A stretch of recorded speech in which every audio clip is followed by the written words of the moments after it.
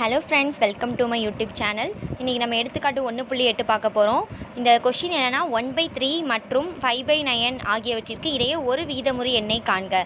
இது ரெண்டுத்துக்கும் ஒரு விகிதமுறு எண்ணை நம்ம பார்க்கணும், கண்டுபிடிக்கணும் அப்படின்னு நம்மளுக்கு சொல்லியிருக்காங்க. அவ்வளோதான்.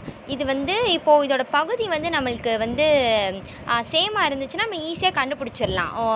ஏதாவது ஒரு நம்பர் கூட எழுதிடலாம். ஆனால் இதோட பகுதியும் வேறு வேறு மாதிரி இருக்குது. அப்போது நம்ம இதுக்கு ஃபஸ்ட்டு சராசரி பார்க்கணும்.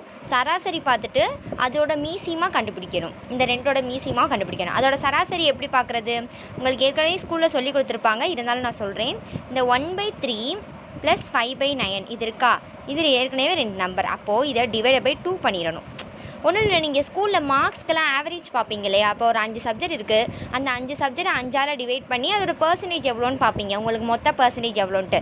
அந்த மாதிரி தான் இதுவும். ஓகேவா? இதில் 2 நம்பர் இருக்கனால நீங்கள் டிவைட் பை 2 பண்ணுறீங்க. அங்கே மார்க்ஸில் உங்களுக்கு 5 சப்ஜெக்ட் இருக்கனால டிவைட் பை 5 பண்ணுறாங்க. அவ்வளோதான், வேறு ஒன்றும் இல்லை. இந்த 2 இப்படி இருக்குது. இது ஏற்கனவே விகிதமுறு எண்ணாக இருக்குது.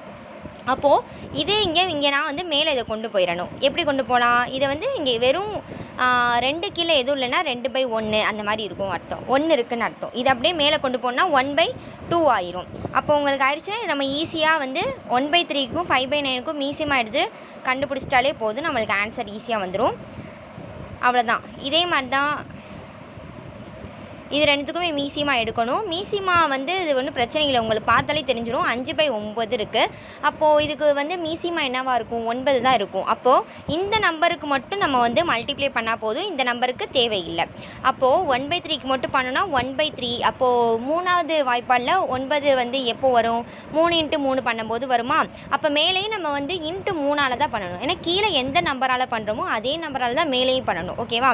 அப்போது இங்கே கீழே அதே தான் 9 வந்துருச்சு. அப்போ 3/9 + 5/9 அப்படின்னு நம்மளுக்கு வந்துருச்சு. ஓகேவா? இப்போ அடுத்தது என்ன பண்ணோன்னா இது ரெண்டையும் ஆட் பண்ணிடுறோம்.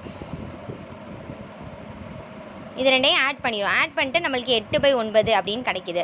இதை இந்த 1/2 × 8/9 பண்ணால் இதையும் அடிச்சு கொடுத்தோன்னா 4 வரும். அப்போ 4/9 அப்படின்னு நம்மளுக்கு ஆன்சர் வருது. இந்த 4/9 நம்ம நம்பர் லைனில் குறிக்கணும். அது எப்படி குறிக்கலாம்? இங்கே 0லேருந்து 1 அப்படின்னு வச்சுக்கிட்டு 0/9 1/9 அப்படின்னு வரிசையாக போட்டுகிட்டே வந்துடும். அதில் எங்கே 4/9 இருக்கோ அங்கே குறிச்சிட்டு கீழே என்ன சொல்லியிருக்காங்கன்னா, கணித ரீதியாக கொடுக்கப்பட்ட இரு விகிதமுறு எண்களுக்கிடையே முடிவில்லாத எண்ணிக்கையிலான விகிதமுறு எண்கள் உள்ளன என நாம் குறிக்கலாம். அதாவது 1/3க்கும் 5/9க்கும் இடையில் 4/9 மட்டும் இல்லை, நிறையா நம்பர்ஸ் அதுக்குள்ளே இருக்குது அப்படின்னு சொல்ல வராங்க. ஆனால் நம்ம ஏன் 4/9 மட்டும் குறித்தோன்னா நம்மளுக்கு ஆன்சரும் அதுதான். நம்மளுக்கு கண்டுபிடிக்க சொல்லியிருக்கிறது ஒரு விகிதமுறு எண்ணை தான் நம்மளுக்கு கண்டுபிடிக்க சொல்லியிருக்காங்க.